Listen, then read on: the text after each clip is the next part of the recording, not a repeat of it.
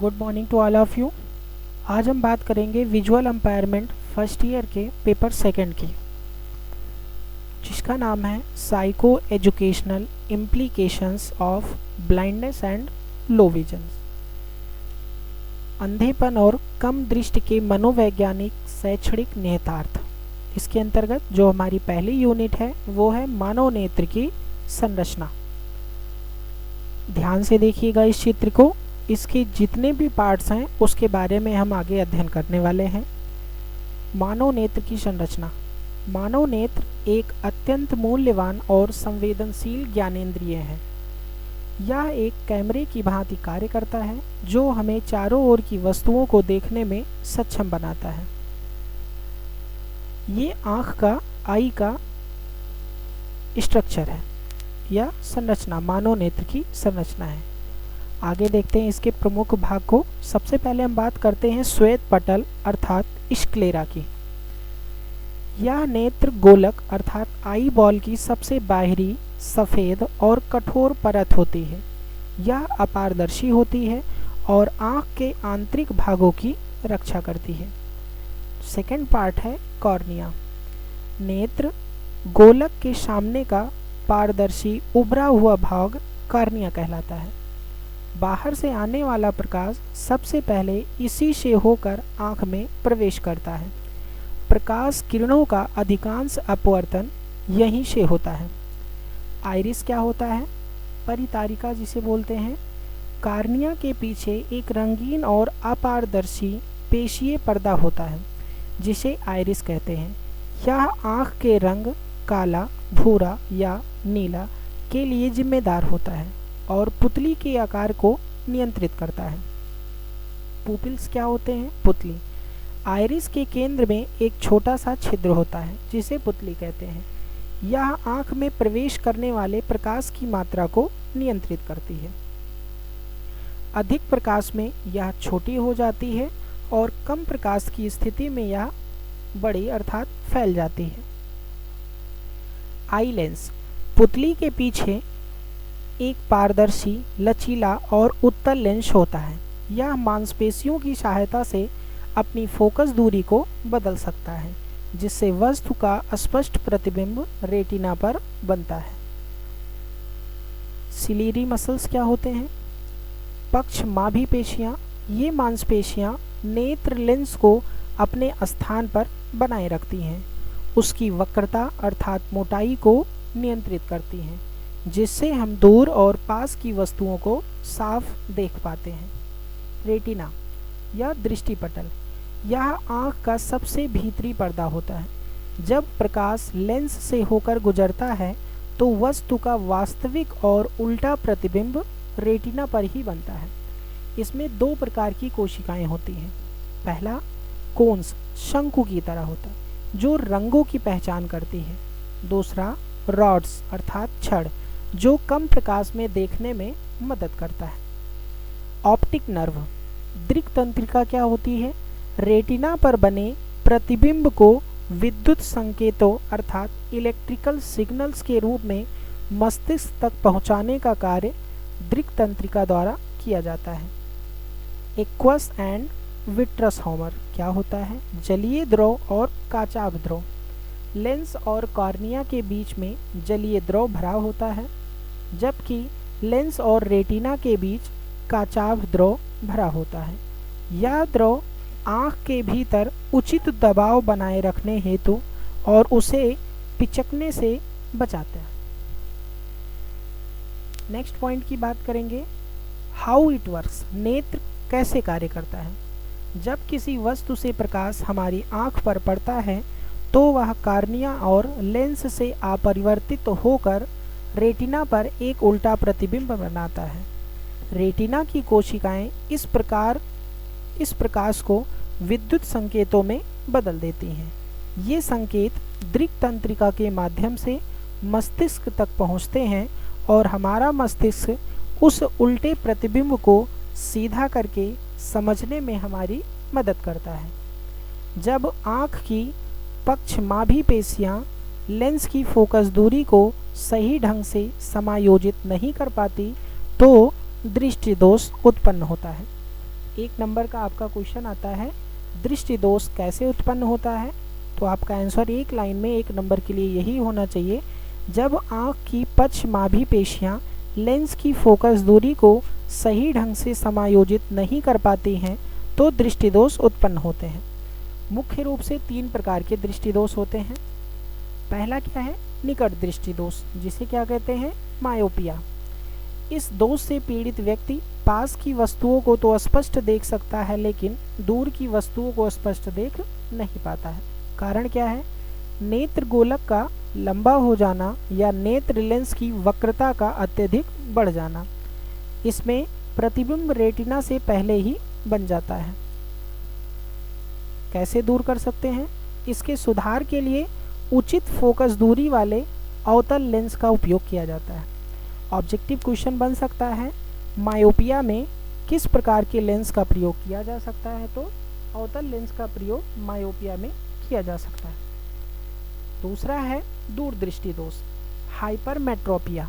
क्या होता है, इस दोष में व्यक्ति दूर की वस्तुओं को स्पष्ट देख सकता है परंतु पास की वस्तुओं जैसे किताब पढ़ना इत्यादि को देखने में कठिनाई होती है। कारण क्या होता है, नेत्र गोलक का छोटा हो जाना या नेत्र लेंस की फोकस दूरी का बहुत अधिक हो जाना। इसमें प्रतिबिंब रेटिना के पीछे बनता है। कैसे सुधार सकते हैं, इसके सुधार के लिए उचित पावर वाले उत्तल लेंस अर्थात कॉन्वेक्स लेंस का उपयोग किया जाता है। प्रेस बायोपिया अर्थात जरा दूरदृष्टिता क्या होती है, यह दोष अक्सर बुढ़ापे में होता है। इसमें व्यक्ति को ना तो दूर की वस्तुएं साफ दिखाई देती हैं और ना ही पास की। कारण क्या है, उम्र बढ़ने के साथ पक्षमाभी पेशियों का कमजोर होना और नेत्र लेंस के लचीलेपन में कमी आना। कैसे दूर किया जा सकता है, इसके लिए द्विफोकसी लेंस अर्थात बाईफोकल लेंस का उपयोग होता है, जिसमें ऊपरी हिस्सा अवतल के लिए और निचला हिस्सा उत्तल के लिए होता है। नेत्रों की देखभाल के लिए कुछ सुझाव, बहुत कम या बहुत तेज रोशनी में ना पढ़ें। पढ़ते समय किताब और आँख के बीच कम से कम 25 सेंटीमीटर की दूरी रखें। विटामिन ए युक्त भोजन जैसे गाजर, पपीता, हरी सब्जियां इत्यादि का सेवन करें। धूल, मिट्टी होने पर आँखों को साफ ठंडे पानी से धोएं। अगला टॉपिक है फिजियोलॉजी ऑफ विजन अर्थात दृष्टि क्रिया विज्ञान। दृष्टि क्रिया विज्ञान को समझना अत्यंत महत्वपूर्ण है। यह केवल यह नहीं बताता कि हम कैसे देखते हैं, बल्कि यह भी समझने में मदद करता है कि दृष्टिबाधित अर्थात विजुअली अम्पायर्ड बच्चों की सीखने की प्रक्रिया को कैसे अनुकूलित किया जाए। पहला क्या है, प्रोसेस ऑफ विजन। दृष्टि की प्रक्रिया क्या होती है। देखने की क्रिया एक जटिल शारीरिक और न्यूरोलॉजिकल प्रक्रिया है जिसे 4 चरणों में समझा जा सकता है। पहला क्या है, प्रकाश का प्रवेश। प्रकाश की किरणें कार्निया से होकर आँख में प्रवेश करती हैं, अपवर्तन। दूसरा है रिफ्रैक्शन। नेत्र लेंस प्रकाश को मोड़कर उसे रेटिना पर फोकस अर्थात केंद्रित करता है। प्रकाश रासायनिक क्रिया। रेटिना की कोशिकाएं रॉड्स एंड कोन्स प्रकाश ऊर्जा को विद्युत आवेगों अर्थात इलेक्ट्रिकल इम्पल्सेस में बदल देती हैं। मस्तिष्क द्वारा व्याख्या। ये आवेग ऑप्टिक नर्व के माध्यम से मस्तिष्क के ऑक्सीपिटल लोब अर्थात ऑक्सीपिटल लोब तक पहुंचते हैं, जहां चित्र का बोध होता है। इम्पॉर्टेंस इन स्पेशल एजुकेशन में क्या है, विशेष शिक्षक के लिए दृष्टि क्रिया विज्ञान का ज्ञान निम्नलिखित कारणों से आवश्यक है। क्या है, पहला है फंक्शनल विजन असेसमेंट, कार्यरत दृष्टि का आकलन। शिक्षक यह समझ पाता है कि बच्चा अपनी बची हुई दृष्टि का उपयोग कैसे कर रहा है। पर्यावरण अनुकूलन, प्रकाश की व्यवस्था, चमक को कम करना और कंट्रास्ट का सही उपयोग करना इसी विज्ञान पर आधारित है। शिक्षण सामग्री का चयन। क्या बच्चे को बड़े अक्षरों की आवश्यकता है या ब्रेल की, इसका निर्णय दृष्टि की शारीरिक स्थिति देखकर ही लिया जा सकता है। दृष्टि के प्रमुख कार्य और विशेष शिक्षा की रणनीतियाँ क्या है? दृश्य तीक्ष्णता, विजुअल एक्यूटी क्या होती है?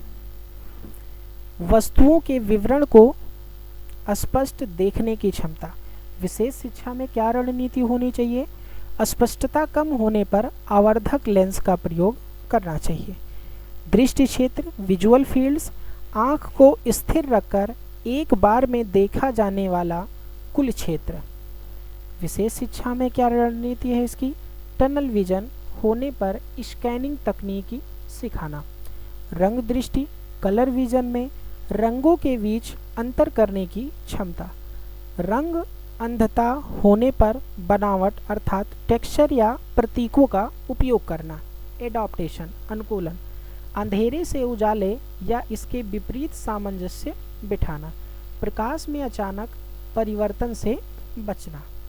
विशेष आवश्यकता वाले बच्चों के लिए दृष्टि क्रिया का अनुकूलन।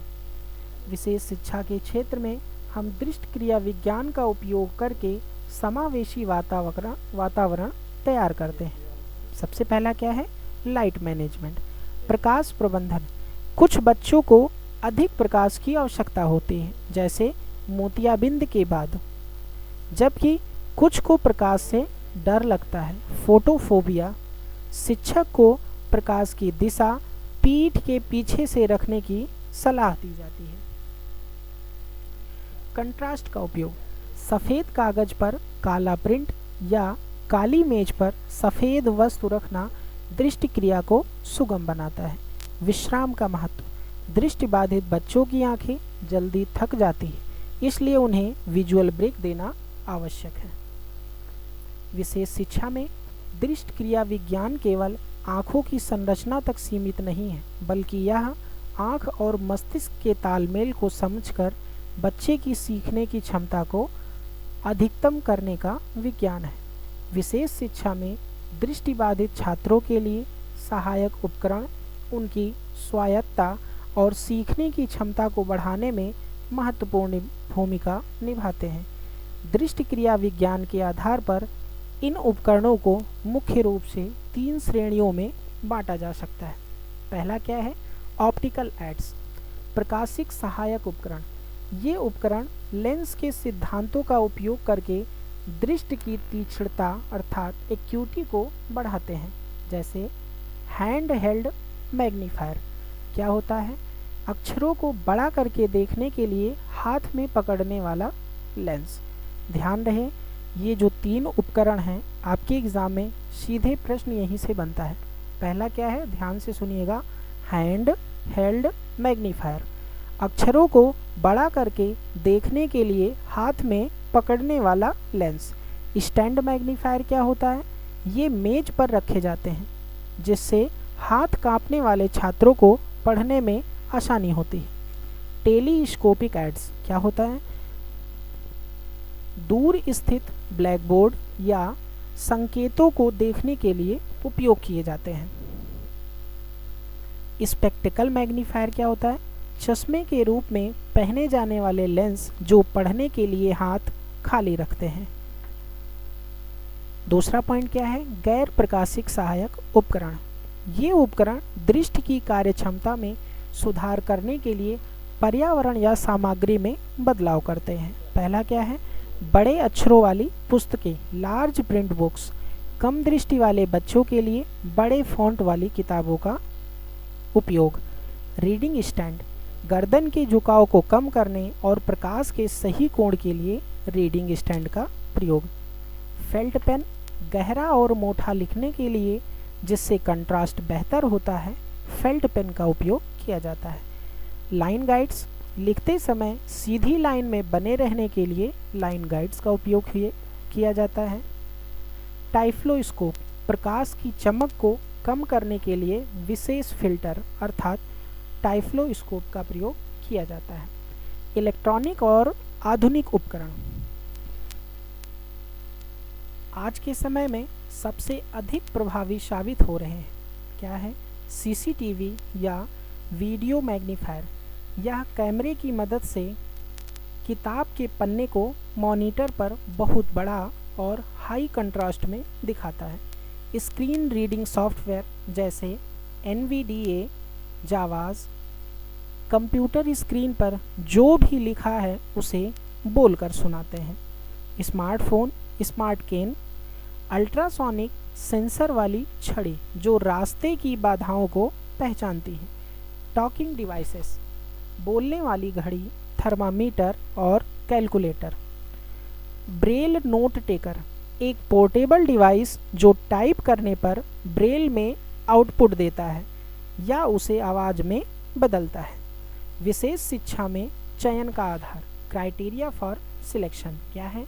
एक विशेष शिक्षक को उपकरण का चुनाव करते समय निम्नलिखित बातों का ध्यान रखना चाहिए। पहला, फंक्शनल विजन, कार्यरत दृष्टि, बच्चा कितनी दूर तक और कितना स्पष्ट देख पा रहा है। कॉन्ट्रास्ट संवेदनशीलता, बच्चे को काले पर सफ़ेद बेहतर दिखता है या सफ़ेद पर काला। दृष्टि क्षेत्र, क्या बच्चे को केवल केंद्र में दिखता है या केवल किनारों पर। तुलनात्मक चार्ट, दृष्टि की स्थिति और सहायक उपकरण का एक तुलनात्मक चार्ट है। आइए देखते हैं। अत्यधिक कम दृष्टि लो विजन वालों के लिए कौन से उपकरण हैं? Magnifier, video magnifier, large print. Total blindness पूर्ण दृष्टिहीनता के लिए Braille, screen reader, smart cane, audio books. प्रकाश संवेदनशीलता क्लियर के लिए क्या है? टी10 सनसेट, एम्बर फिल्टर का उपयोग किया जा सकता है। टनल विजन अर्थात संकुचित दृष्टि क्षेत्र के लिए रिवर्स टेलीस्कोप विशेष स्कैनिंग तकनीक का उपयोग किया जा सकता है। अपवर्तन और अपवर्तक त्रुटियां, निकट दृष्टि दोष, दूर दृष्टि दोष, दृष्टि वैषम्य और जरा दृष्टि दोष क्या है? आगे देखते हैं। प्रकाश का अपवर्तन और उससे जुड़ी अपवर्तक त्रुटियां दृष्टि क्रिया विज्ञान का आधार हैं। विशेष शिक्षा के क्षेत्र में इनका ज्ञान इसलिए आवश्यक है ताकि शिक्षक यह समझ सके कि छात्र को बोर्ड देखने या पुस्तक पढ़ने में समस्या क्यों हो रही है। अपवर्तन क्या है? एक नंबर यहाँ से आपका फिक्स है, नोट कर लीजिएगा इसको। जब प्रकाश की किरणें एक माध्यम जैसे हवा से दूसरे माध्यम आँख का कार्निया और लेंस में प्रवेश करती हैं तो वे झुक जाती हैं। इसी झुकने की प्रक्रिया को अपवर्तन कहते हैं। ध्यान रहे यहाँ जो परिभाषा दी गई है वो आपको ब्लाइंडनेस के आधार पर ही दी गई है, इसलिए एग्ज़ाम में इसी आधार पर आपको लिखना है। स्वस्थ आँख में प्रकाश की किरणें अपवर्तित होकर सीधे रेटिना पर केंद्रित होती हैं जिससे स्पष्ट प्रतिबिंब बनता है। मुख्य अपवर्तक त्रुटियाँ क्या होती हैं? रिफ्रैक्टिव एरर्स, निकट दृष्टि दोष, मायोपिया। इसमें व्यक्ति पास की वस्तुएं तो देख लेता है लेकिन दूर की वस्तुएं धुंधली दिखाई पड़ती हैं। शारीरिक कारण नेत्र गोलक अर्थात आई बॉल का बढ़ जाना या लेंस की वक्रता का अधिक हो जाना। अभी हमने पीछे भी इसको पढ़ा है इसलिए थोड़ा सा जल्दी में देखेंगे। प्रतिबिंब क्या होती है? प्रकाश की किरणें रेटिना पर गिरने के बजाय रेटिना के सामने अर्थात पहले ही केंद्रित हो जाती हैं। इसके लिए अवतल लेंस अर्थात कॉनकेव लेंस वाले चश्मे का उपयोग किया जाता है।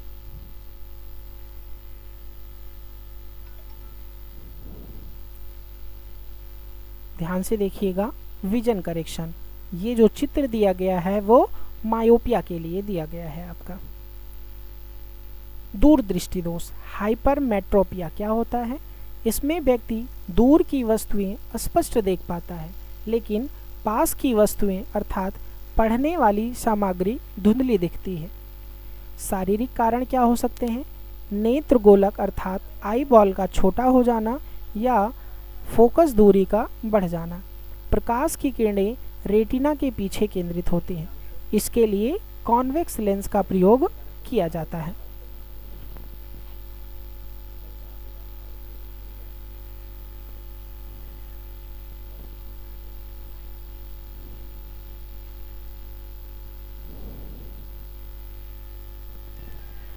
अगला है दृष्टि वैषम्य।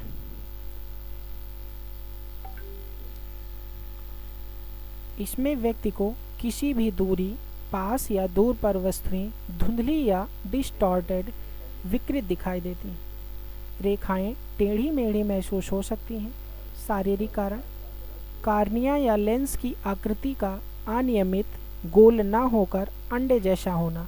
इससे प्रकाश अलग अलग बिंदुओं पर केंद्रित होता है। निवारण क्या है? इसके लिए बेलनाकार लेंस अर्थात सिलिंड्रिकल लेंस का उपयोग किया जाता है। जरा दूरदृष्टिता में क्या होता है? प्रेसबायोपिया। यह उम्र बढ़ने के साथ होने वाली एक स्वाभाविक स्थिति है, अक्सर 40 वर्ष के बाद। इसमें पास की वस्तुओं पर ध्यान केंद्रित करने में कठिनाई होती है। शारीरिक कारण क्या हो सकते हैं? आँखों की मांसपेशियों का कमज़ोर होना और लेंस के लचीलेपन में कमी होना। निवारण कैसे किया जा सकता है इसका? इसके लिए द्विफोकसी लेंस अर्थात बाईफोकल लेंस का प्रोग्रेसिव बाईफोकल लेंस या प्रोग्रेसिव लेंस का उपयोग किया जाता है। विशेष शिक्षा के लिए महत्वपूर्ण बिंदु। सबसे पहले बात करेंगे निकट दृष्टि अर्थात मायोपिया, दूर का धुंधला दिखना। अर्थात प्रतिबिंब कहाँ बनता है? रेटिना के सामने अर्थात पहले ही बनता है। कैसे निवारण किया जा सकता है? बाई कॉनकेव लेंस अर्थात अवतल लेंस के माध्यम से। हाइपरमेट्रोपिया, पास की चीज़ें धुंधली दिखाई पड़ना। प्रतिबिंब कहाँ बनता है? रेटिना के पीछे जाके बनता है। किस प्रकार का लेंस का उपयोग होता है? उत्तल अर्थात कॉन्वेक्स लेंस का उपयोग किया जाता है। एस्टिग्मेटिज्म क्या होता है? दृष्टि वैषम्य, धुंधली या विकृत दृष्टि होती है, कई बिंदुओं पर होती है। इसमें सिलेंड्रिकल लेंस का प्रयोग किया जाता है। प्रेसबायोपिया, जरा दूरदृष्टिता क्या होती है? आयु जनित पास की धुंधली, रेटिना के पीछे चित्र का बनना। किस प्रकार के लेंस का प्रयोग किया जाता है? बाईफोकल लेंस का प्रयोग करके इसको दूर किया जा सकता है। विशेष शिक्षक की क्या भूमिका हो सकती है? पहचान, यदि कोई छात्र किताब को आँख के बहुत पास लाता है या आंखें सिकोड़ कर बोर्ड देखता है तो वह अपवर्तक त्रुटि का संकेत हो सकता है। बैठने की व्यवस्था, मायोपिया वाले छात्र को क्लास में आगे बैठाना चाहिए। उपकरण का उपयोग, छात्र को उसके निर्धारित चश्मे का नियमित उपयोग करने के लिए प्रोत्साहित करना चाहिए। स्नेलन चार्ट क्या है? दृष्टि की तीक्ष्णता अर्थात विजुअल एक्यूटी को मापने का सबसे प्रचलित और सरल साधन है। विशेष शिक्षा के क्षेत्र में इसका उपयोग यह निर्धारित करने के लिए किया जाता है कि किसी बच्चे की दृष्टि सामान्य है या उसे किसी प्रकार की अपवर्तक त्रुटि है। स्नेलन चार्ट की संरचना क्या होती है? इस चार्ट में अंग्रेजी के बड़े अक्षरों की कई पंक्तियां होती हैं। सबसे ऊपर की पंक्ति में केवल एक बड़ा अक्षर होता है। फिर जैसे जैसे हम नीचे की ओर बढ़ते हैं अक्षरों का आकार छोटा होता जाता है। प्रत्येक पंक्ति के बगल में एक मानक दूरी जैसे 60, 36, 24, 18, 12, 9 या 6 मीटर लिखी होती है। चार्ट का उपयोग कैसे किया जाता है? पहला ऑप्शन है दूरी। छात्र को चार्ट से 6 मीटर या 20 फीट की दूरी पर खड़ा किया जाता है। परीक्षण, छात्र एक आंख को ढकता है और अक्षरों को पढ़ने का प्रयास करता है। फिर यही प्रक्रिया दूसरी आंख के साथ दोहराई जाती है। मानक दृष्टि क्या है? 6x6। यदि छात्र 6 मीटर की दूरी से उस पंक्ति को पढ़ लेता है जिसे एक सामान्य आंख को 6 मीटर से पढ़ लेना चाहिए तो उसकी दृष्टि 6x6 या 20x20 मानी जाती है। विशेष शिक्षा के लिए स्नेलन चार्ट के विभिन्न रूप क्या हो सकते हैं?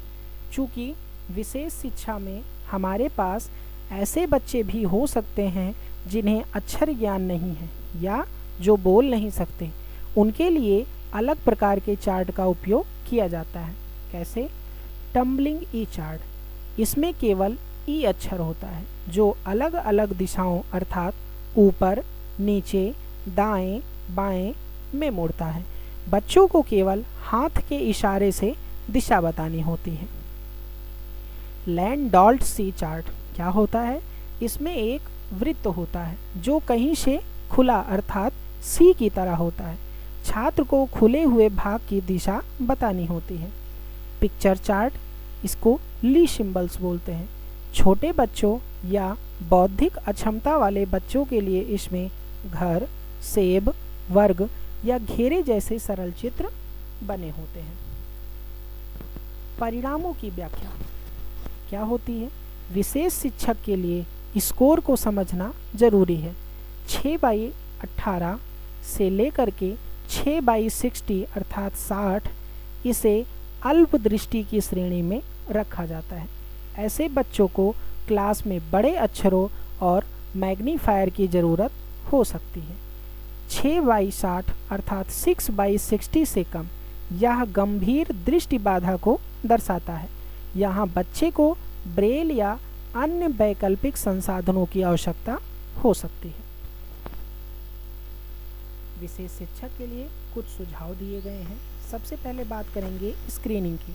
सत्र की शुरुआत में ही सभी बच्चों की स्नेलन चार्ट से जांच करनी चाहिए। अवलोकन: यदि बच्चा चार्ट पढ़ते समय बार बार पलकें झपकाता है, सिर टेढ़ा करता है या आँखों से पानी आता है तो उसे तुरंत नेत्र विशेषज्ञ के पास भेजना चाहिए। प्रकाश: परीक्षण के समय चार्ट पर पर्याप्त प्रकाश होना चाहिए लेकिन चमक नहीं होनी चाहिए। सामान्य नेत्र रोग और उनके प्रभाव।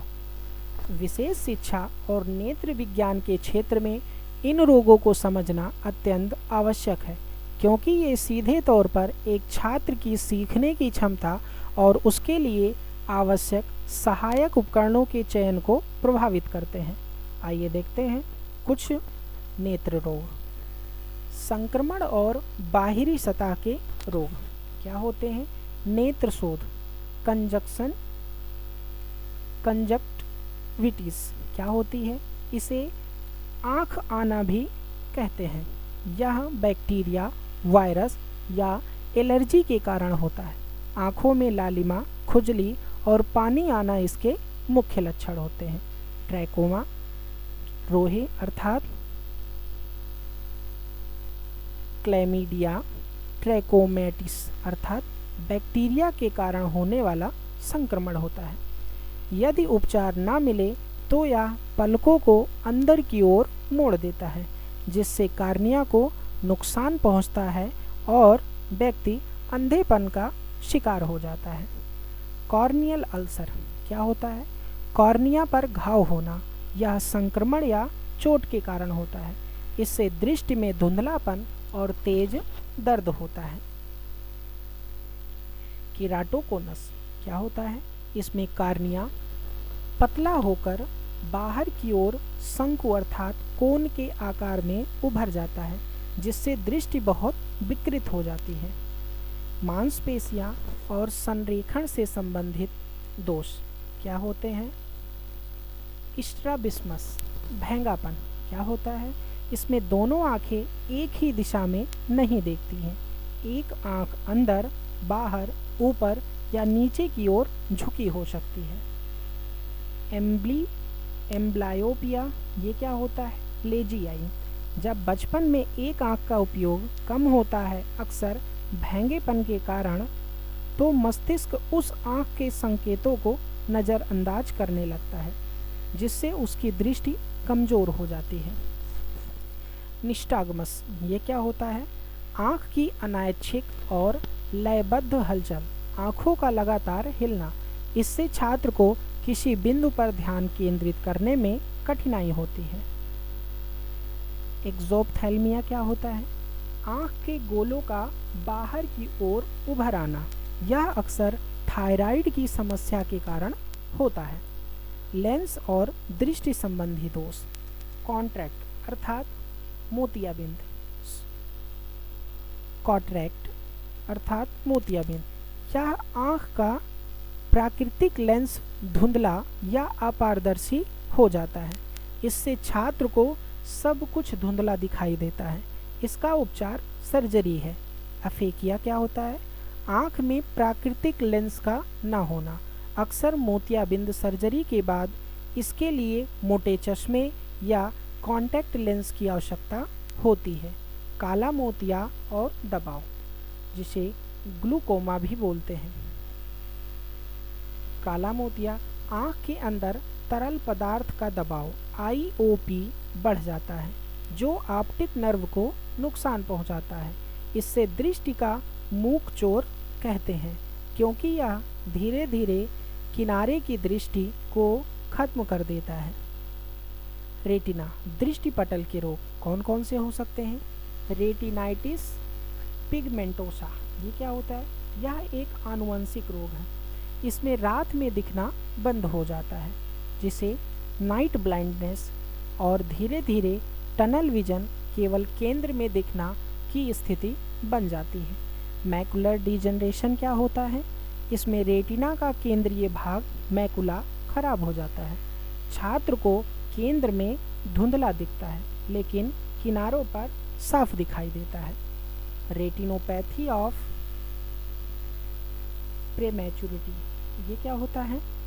समय से पहले जन्मे बच्चों में ऑक्सीजन की अधिकता के कारण रेटिना की रक्त वाहिकाएं असामान्य रूप से बढ़ने लगती है, जिससे अंधापन हो सकता है।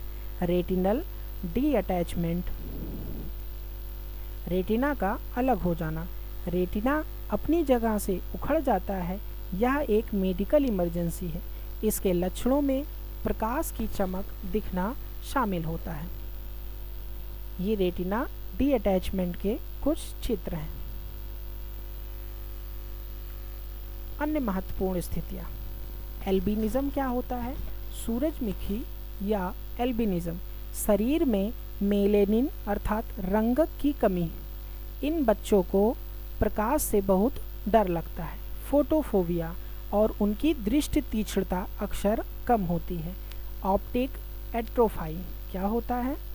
ऑप्टिक नर्व अर्थात दृष्टि तंत्रिका का सूख जाना या क्षतिग्रस्त होना। इससे मस्तिष्क तक संकेत नहीं पहुंच पाते और दृष्टि का अस्थायी नुकसान हो सकता है। एक टेबल बनी है, आइए देखते हैं उस टेबल में क्या है। निस्टैग्मस, ये क्या होता है? प्रमुख प्रभाव क्या है इसके? फोकस करने में कठिनाई होती है। शिक्षक के लिए क्या सुझाव होता है? छात्र को अपना सिर हिलाने या झुकाने दें। ग्लूकोमा में क्या होता है? किनारों की दृष्टि का कम होना, अर्थात सामग्री को सीधे छात्र के सामने रखें। एल्बिनिज्म का मतलब तेज रोशनी से समस्या होती है। खिड़की से दूर बैठाएं और चकाचौंध कम करें।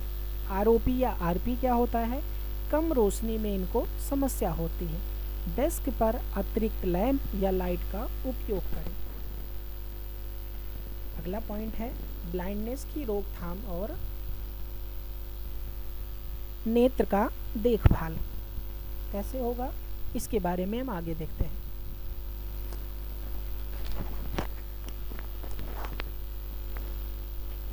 ब्लाइंडनेस की रोकथाम और नेत्र देखभाल एक महत्वपूर्ण सार्वजनिक स्वास्थ्य विषय है, विशेष रूप से विशेष शिक्षा और पुनर्वास के क्षेत्र में। दुनिया भर में ब्लाइंडनेस के लगभग 80% मामले को उचित देखभाल, शीघ्र पहचान और उपचार के माध्यम से रोका जा सकता है। क्या क्या है? सबसे पहला है ब्लाइंडनेस की रोकथाम के 3 स्तर हैं। लेवल ऑफ प्रिवेंशन, पहला क्या है? Primary prevention. इसका उद्देश्य रोग को होने से पहले ही रोकना होता है। पोषण, विटामिन ए की कमी को दूर करने के लिए बच्चे को विटामिन ए के घोल की खुराक देना और आहार में हरी पत्तेदार सब्जियां, गाजर, पपीता इत्यादि को शामिल करना। टीकाकरण, खसरा और रूबेला जैसी बीमारियों का टीकाकरण करना, जो बच्चे में अंधेपन का कारण बन सकते हैं। स्वच्छता, ट्रैकोमा जैसे संक्रमण से बचने के लिए चेहरा और हाथ साफ रखना। सुरक्षा, कारखानों या खेल के मैदानों में सुरक्षा चश्मे का उपयोग करना ताकि आँख में चोट ना लगे। सेकेंडरी प्रिवेंशन क्या होता है? इसका उद्देश्य प्रारंभिक अवस्था में रोग की पहचान करना और उसे बढ़ने से रोकना होता है। नियमित स्क्रीनिंग, स्नेलन चार्ट के माध्यम से स्कूलों और गांवों में दृष्टि परीक्षण शिविर लगाना। शीघ्र उपचार, मोतियाबिंद का समय पर ऑपरेशन और ग्लूकोमा के लिए दवाएं शुरू करना। आँखों में लालिमा या पानी आने पर तुरंत डॉक्टर को दिखाना। टर्सरी प्रिवेंशन क्या होता है? यह उन लोगों के लिए है जिनकी दृष्टि का नुकसान हो चुका होता है, ताकि उनकी शेष क्षमताओं को बेहतर बनाया जा सके। पुनर्वास अर्थात ब्रेल लिपि सिखाना और स्मार्ट केन का प्रशिक्षण देना। सहायक उपकरण, लो विजन एड्स जैसे मैग्नीफायर का उपयोग कराना। दैनिक नेत्र देखभाल के महत्वपूर्ण सूत्र क्या क्या है? 20-20 नियम। ये क्या होता है? डिजिटल स्क्रीन, मोबाइल लैपटॉप का उपयोग करते समय हर 20 मिनट बाद 20 सेकंड के लिए 20 फीट की दूरी पर देखना चाहिए। इससे आँखों की मांसपेशियों का तनाव कम हो जाता है। स्वयं उपचार से बचें। बिना डॉक्टरी सलाह के आँख में कोई भी दवा या गुलाब जल न डालें।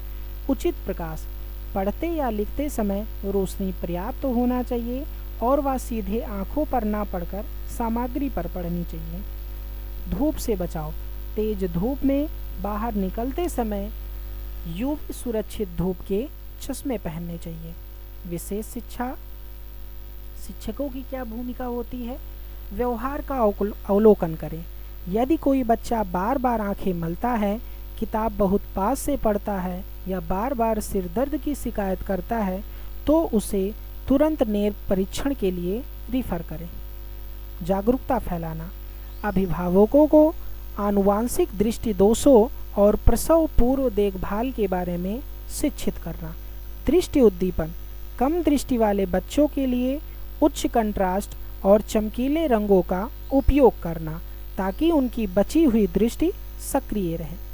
राष्ट्रीय और अंतर्राष्ट्रीय प्रयास, vision 2020, the right to sight, यह WHO और अंतर्राष्ट्रीय एजेंसियों की एक वैश्विक पहल है जिसका लक्ष्य रोके जा सकने वाले अंधेपन को खत्म करना है।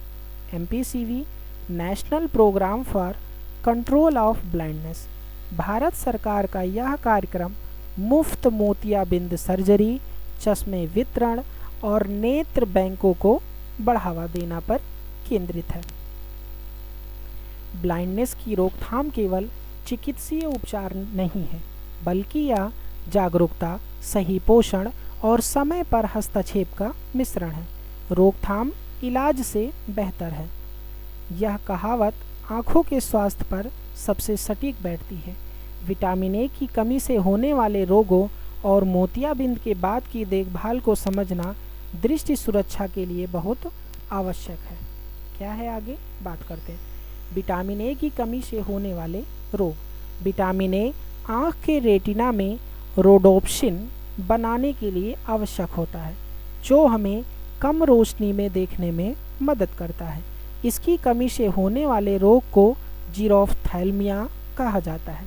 रतौंधी, नाइट ब्लाइंडनेस, यह सबसे प्रारंभिक लक्षण है। व्यक्ति को शाम के समय या कम रोशनी में दिखाई देना बंद हो जाता है। कंजक्टाइवल जेरोसिस क्या होता है? आँख का सफ़ेद भाग कंजक्टाइवा या सूखा और मटमैला हो जाता है। बिटोट के धब्बे, आँख के सफ़ेद हिस्से पर त्रिकोणीय या झागदार धब्बे बन जाते हैं। कॉर्नियल जेरोसिस, आँखों का काला हिस्सा अर्थात कॉर्निया सूख जाता है और उसकी चमक खत्म हो जाती है। किरेटोमलेशिया क्या होता है? यह सबसे गंभीर अवस्था है। कॉर्निया बिल्कुल कोमल होकर पिघलने लगता है, जिससे अस्थायी ब्लाइंडनेस हो जाता है। मोतियाबिंद सर्जरी के बाद की देखभाल। मोतियाबिंद का ऑपरेशन आज बहुत आधुनिक हो गया है, लेकिन सर्जरी के बाद संक्रमण से बचने के लिए सावधानियाँ बहुत ज़रूरी है। सबसे पहले आँखों की सुरक्षा। डॉक्टर द्वारा दी गई आई शील्ड या काला चश्मा कम से कम 1 हफ्ते तक पहने, खासकर सोते समय। पानी से बचाओ, कम से कम 7 से 10 दिनों तक चेहरे पर पानी के छींटे ना मारें और आँख में पानी न जाने दें। सिर धोते समय पीछे झुककर धोएं। दवाइयों का नियमित प्रयोग, डॉक्टर द्वारा दी गई एंटीबायोटिक और स्टेरॉयड ड्रॉप्स को निर्धारित समय पर ही डालें। दवा डालने से पहले अपने हाथ अच्छी तरह धोएं। भारी काम से परहेज, भारी वजन उठाना, झुकना या जोर से छींकना या खांसना हानिकारक हो सकता है, क्योंकि इससे आँख के भीतर दबाव बढ़ता है। धूल और धुएं से बचाओ, रसोई में खाना बनाते समय धुएं से बचें और धूल भरी जगहों पर न जाएं। टीवी और पढ़ाई, सर्जरी के 1 से 2 दिन बाद आप टीवी देख सकते हैं, लेकिन आँखों पर तनाव ना पड़ने दें। विशेष शिक्षा और पोषण जागरूकता, विशेष शिक्षकों को अक्सर ग्रामीण या वंचित क्षेत्रों में काम करना पड़ता है, जहां पोषण की कमी एक मुख्य समस्या है। उनके लिए कुछ सुझाव: मिड डे मील पर ध्यान देना, सुनिश्चित करें कि बच्चे को भोजन में विटामिन ए युक्त पदार्थ जैसे सहजन की पत्तियां, गाजर या कद्दू मिल रहा हो। सरकार की खुराक योजना, 1 से 5 वर्ष के बच्चे को हर महीने में दी जाने वाली विटामिन ए की उच्च खुराक के बारे में माता पिता को जागरूक करें। ऑपरेशन के बाद सहयोग, यदि किसी बच्चे का मोतियाबिंद का ऑपरेशन हुआ है तो उसे कुछ दिनों तक स्कूल में धूल मिट्टी वाले खेलों से दूर रखें। कुछ वार्निंग साइंस होती हैं, क्या है? आँख में अचानक तेज दर्द होना तो तुरंत डॉक्टर से संपर्क करें। दृष्टि का अचानक कम हो जाना या आँख का बहुत अधिक लाल होना, इस केस में हमको तुरंत डॉक्टर की सलाह लेनी होती है। फर्स्ट यूनिट आपका यहाँ कंप्लीट होता है, सेकेंड यूनिट हमारा आपका सेकेंड लेक्चर में होगा। यहाँ तक आशा करता हूँ आप लोग को सभी चीज़ समझ में आई होगी। ये पेपर कंप्लीट होने के उपरांत ही हम आपको प्रीवियस ईयर क्वेश्चन ग्रुप में शेयर करेंगे, उसको आप देखिएगा। यदि कोई क्वेरी होती है तो मैसेज कीजिएगा। धन्यवाद।